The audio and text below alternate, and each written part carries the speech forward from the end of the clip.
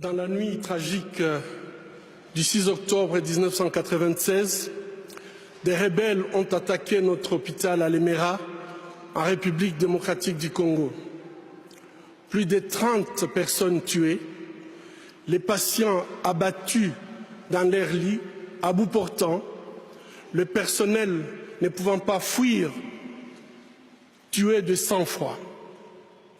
Je ne pouvais pas imaginer que ce n'était que le début. Obligés de quitter Lemera, en 1999, nous avons créé l'hôpital de Panzi à Bukavu, où je travaille aujourd'hui comme gynécologue obstétricien. La première patiente admise était une victime de viol ayant reçu un coup de feu dans ses organes génitaux.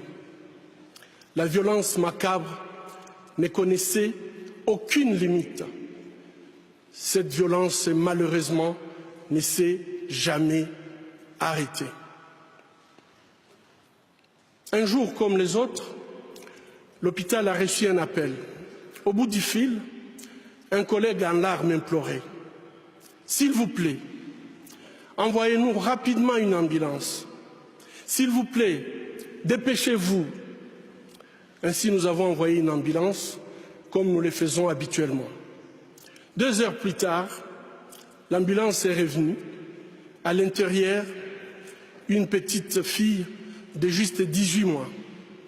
Elle saignait abondamment et a été immédiatement amenée en salle d'opération. Quand je suis arrivé, les infirmières, toutes en larmes, la vessie du nourrisson, son appareil génital, son rectum étaient gravement endommagés par la pénétration d'un adulte. Nous prions en silence. Mon Dieu, dites-nous que ce que nous voyons n'est pas vrai. Dites-nous que c'est un mauvais rêve. Dites-nous qu'au réveil, tout ira bien. Mais ce n'était pas un mauvais rêve. C'était la réalité. C'est devenu notre nouvelle réalité en République démocratique du Congo.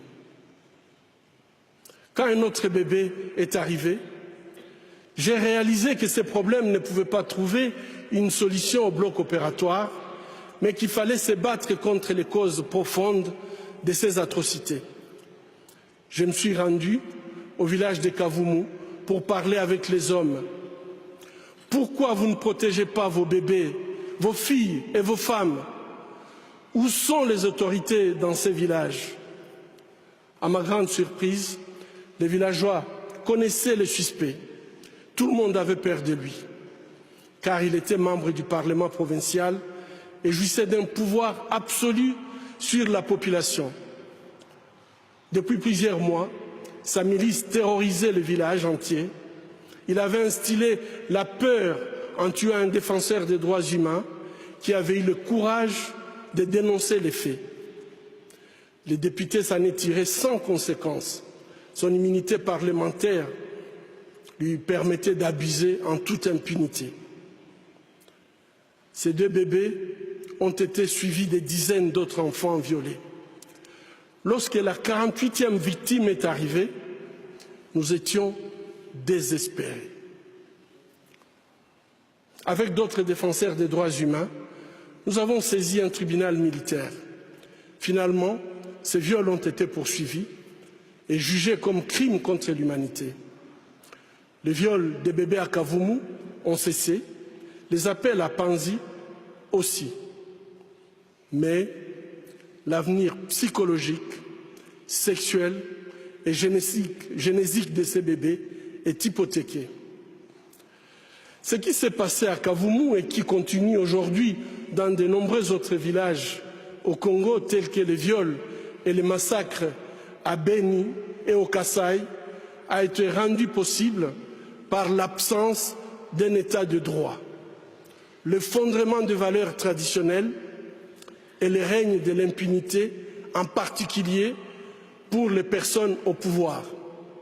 Le viol, le massacre, la torture, l'insécurité diffuse, le manque d'éducation crée une spirale de violence sans précédent.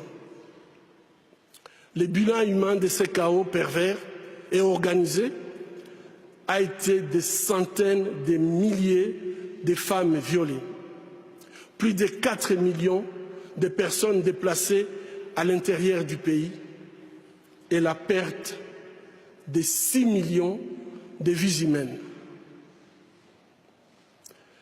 Imaginez l'équivalent de toute la population de Danemark décimée.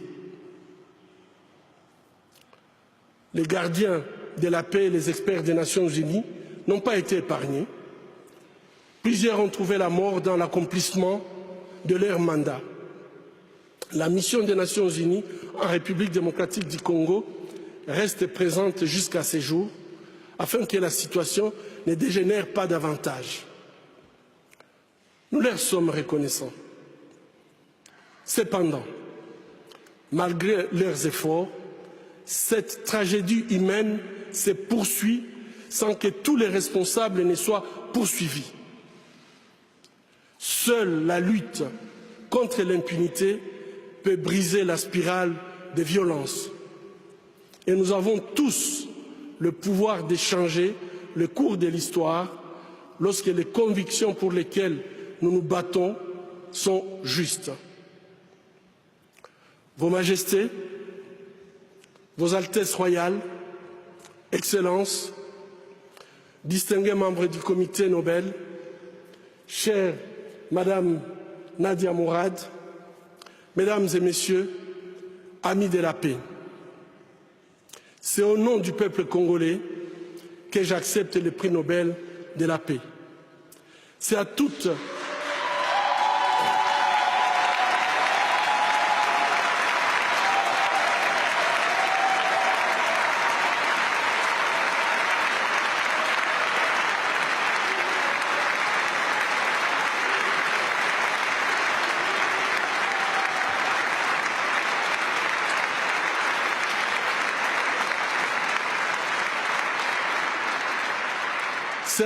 les victimes de violences sexuelles à travers le monde que je dédie ces prix.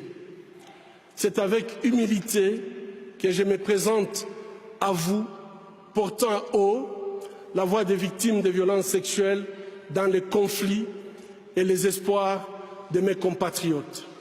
Je saisis cette occasion pour remercier tous ceux qui, pendant ces années, ont soutenu notre combat.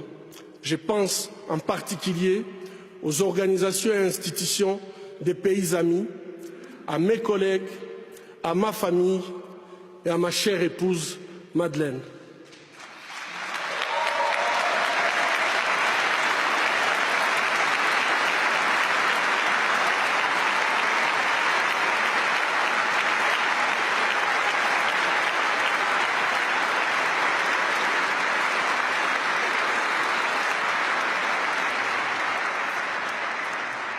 Je m'appelle Denis Mukwege.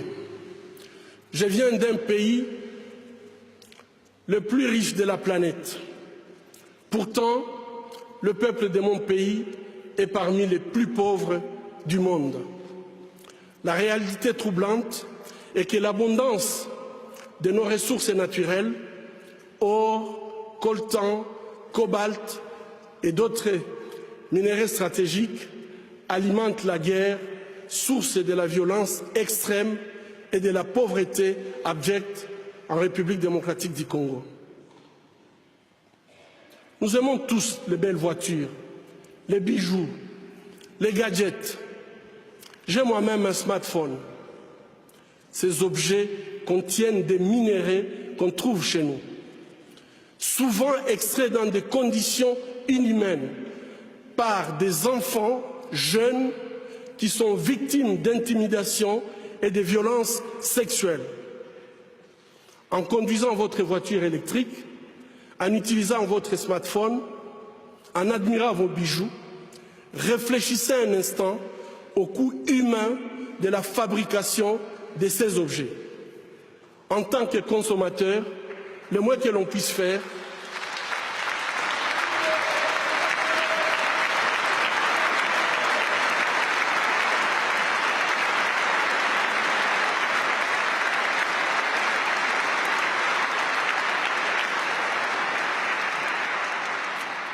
en tant que consommateur, le moins qu'on puisse faire est d'insister que ces produits soient fabriqués dans le respect de la dignité humaine. Fermer les yeux devant les drames, c'est être complice. Ce ne sont pas seulement les auteurs de violences qui sont responsables de leurs crimes, mais aussi ceux qui choisissent de détourner les regards.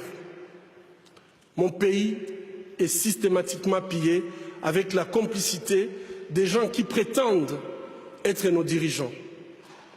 Pillés pour leur pouvoir, pillés pour leurs richesses et leur gloire, pillés aux dépens des millions d'hommes, de femmes et d'enfants innocents, abandonnés dans une misère externe, tandis que les bénéfices de nos minéraux finissent sur les comptes opaques d'une oligarchie prédatrice. Cela fait 20 ans, jour pour jour, qu'à l'hôpital de Panzi, je vois les conséquences de cette mauvaise gouvernance de mon pays. Bébés, filles, jeunes femmes, mères, grand-mères, et aussi les hommes et les garçons violés de façon cruelle, souvent en public, en collectif, en insérant du plastique brûlant ou en introduisant des objets contondants dans leurs parties génitales. Je vous épargne des détails. Le peuple congolais est humilié, maltraité, massacré depuis plus de 2 décennies au vu et au su de la communauté internationale. Aujourd'hui, grâce aux nouvelles technologies d'information et de la communication, plus personne ne peut dire « je ne savais pas ». Avec ce prix Nobel de la paix, j'appelle le monde à être témoin et je vous exhorte à vous joindre à nous pour mettre fin à cette souffrance qui fait honte à notre humanité commune. Les habitants de mon pays ont désespérément besoin de la paix. Mais comment construire la paix sur des fausses communes? Comment construire la paix sans vérité ni réconciliation? Comment construire la paix sans justice ni réparation? Au moment où je vous parle, un rapport est en train de moisir dans les tiroirs d'un bureau à New York. Il a été rédigé à l'issue d'une enquête professionnelle et rigoureuse sur les crimes de guerre et les violations des droits humains perpétrés au Congo. Cette enquête nomme explicitement des victimes, des lieux, des dates, mais élude les auteurs. Ces rapports du projet Mapping, établi par le Haut Commissariat des Nations Unies aux droits humains, décrit pas moins de 617 crimes de guerre et crimes contre l'humanité, et peut-être même des crimes de génocide. Qu'attend le monde pour qu'il soit pris en compte? Il n'y a pas de paix durable sans justice. Or, la justice ne se négocie pas. Ayons le courage de jeter un regard critique et impartial sur les événements qui sévissent depuis trop longtemps dans la région des Grands Lacs. Ayons le courage de révéler le nom des auteurs des crimes contre l'humanité pour tout simplement éviter qu'ils continuent d'endeuiller cette région martyre. Ayons le courage de reconnaître nos erreurs du passé. Ayons le courage de dire la vérité et effectuer le travail de mémoire. Chers compatriotes congolais, ayons le courage de prendre notre destin en main. Construisons la paix.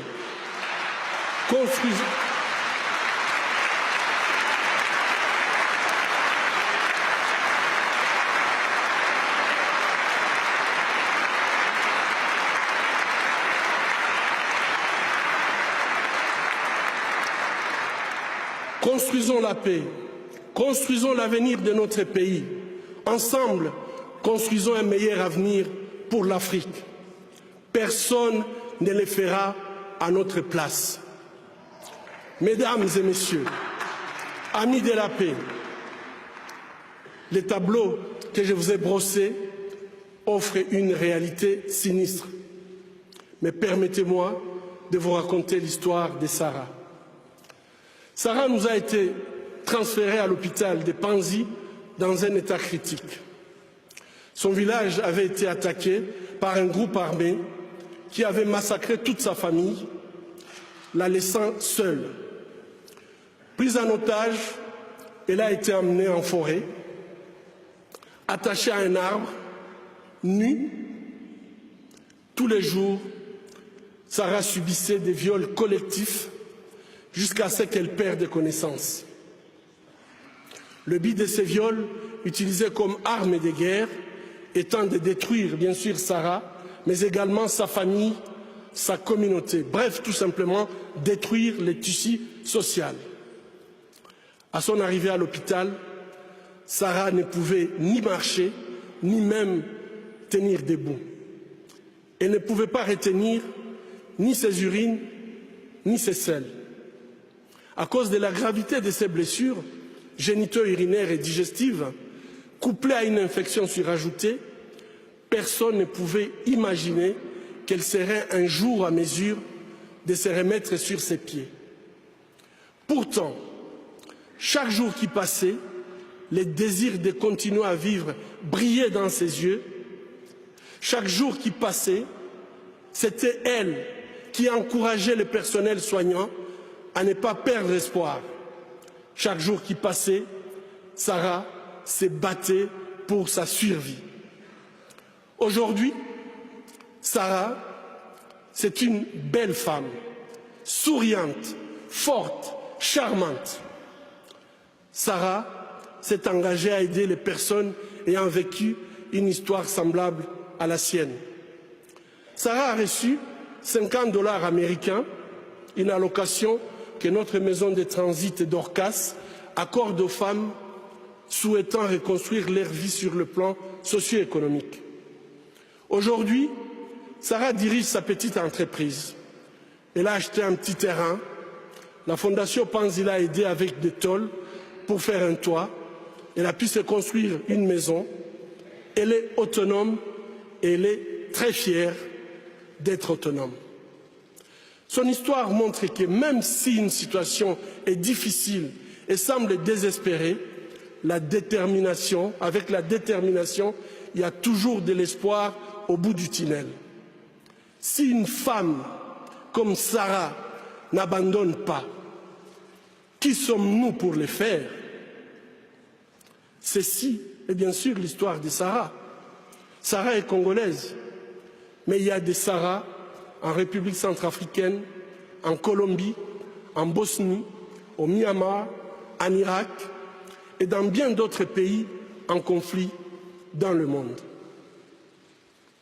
À Panzi, notre programme de soins holistiques, qui comprend un soutien médical, psychologique, socio-économique et juridique, montre que même si la route vers la guérison est longue et difficile, les victimes ont le potentiel de transformer leur souffrance en pouvoir.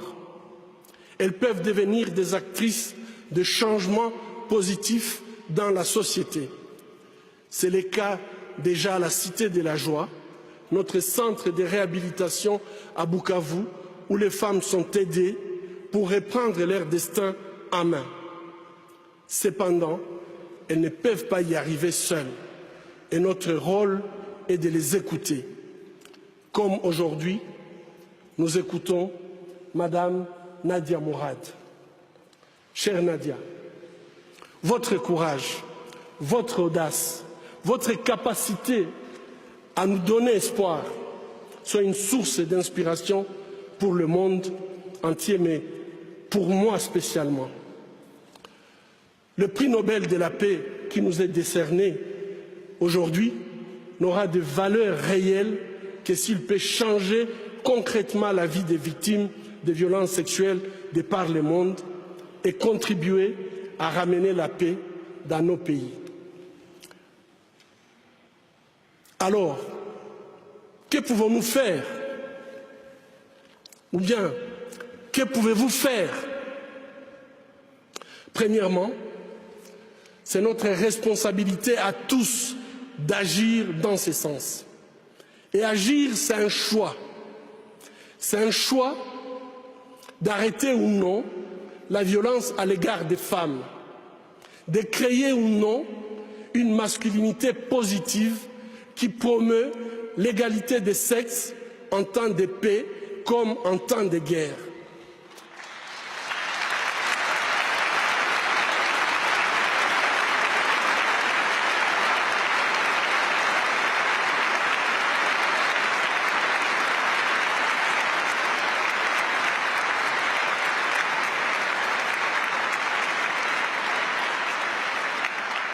Agir, c'est un choix de soutenir ou non une femme, de la protéger ou non, de défendre ou non ses droits, de se battre ou non à ses côtés dans les pays ravagés par les conflits. Finalement, c'est un choix de construire ou non la paix dans les pays en conflit. Agir, c'est tout simplement refuser l'indifférence. S'il faut faire la guerre, c'est la guerre contre l'indifférence qui ronge nos sociétés aujourd'hui. Deuxièmement, nous sommes tous redevables vis-à-vis de ces femmes et de leurs proches, et nous devons tous nous approprier ces combats, y compris les États qui doivent cesser d'accueillir les dirigeants qui ont toléré, ou pire, utilisé la violence sexuelle pour accéder au pouvoir. Les États doivent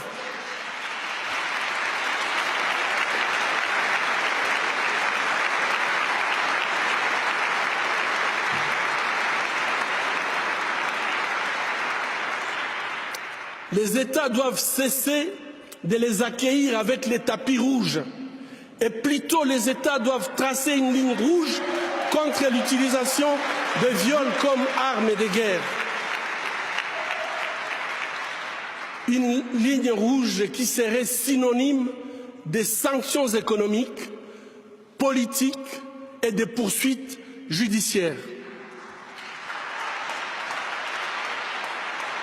Poser un acte juste n'est pas difficile.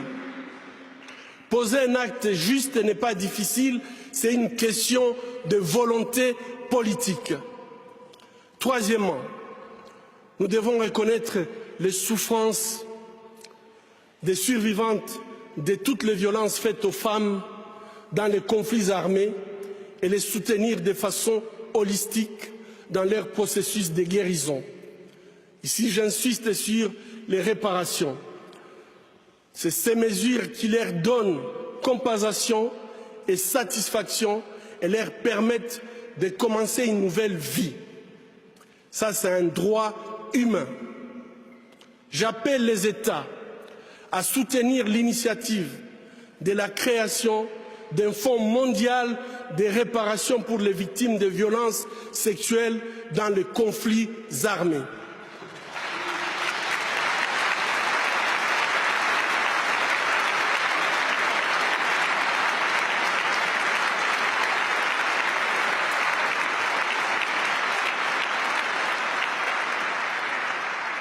Quatrièmement, au nom de toutes les veuves, de tous les veufs, des orphelins des massacres commis en République démocratique du Congo et de tous les Congolais épris de paix, j'appelle la communauté internationale à enfin considérer les rapports du projet Mapping et ses recommandations. Que le droit soit dit. Cela permettrait au peuple congolais d'enfin pleurer ses morts, faire son deuil, pardonner ses bourreaux, dépasser sa souffrance et se projeter sereinement dans le futur. Finalement, après 20 ans d'effusion de sang, de viols et de déplacements massifs des populations, le peuple congolais attend désespérément l'application de la responsabilité de protéger les populations civiles lorsque leur gouvernement ne peut pas ou ne veut pas le faire. Le peuple attend d'explorer les chemins d'une paix durable. Cette paix passe par les principes d'élections libres, transparentes, crédibles et apaisées.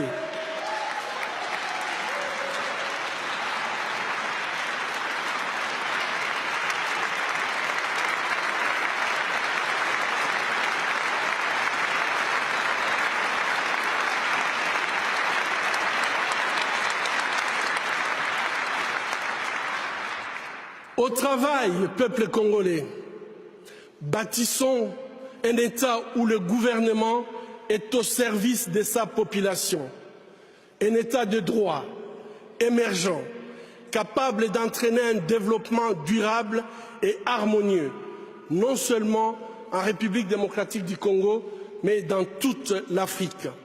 Bâtissons un État où toutes les actions politiques, économiques et sociales sont centrées sur l'être humain et où la dignité des citoyens est restaurée.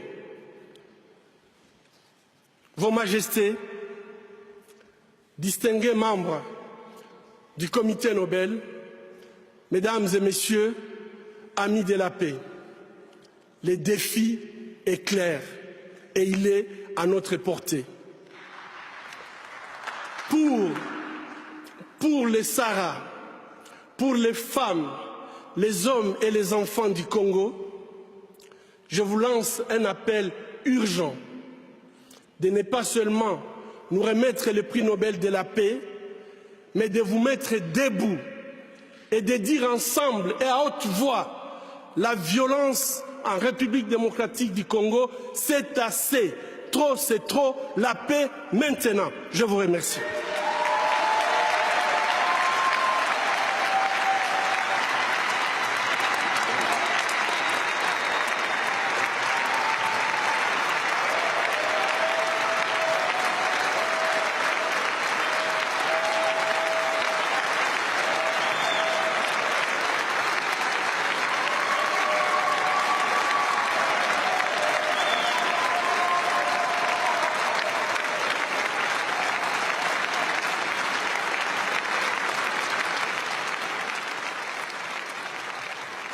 Voilà, incroyable discours du docteur Mukwege qui vient de recevoir son prix Nobel de la paix avec Nadia Mourad, que l'on a également entendu auparavant. Le docteur Mukwege, je vous rappelle, qui est gynécologue en RDC. Il a soigné par milliers des victimes de violences sexuelles.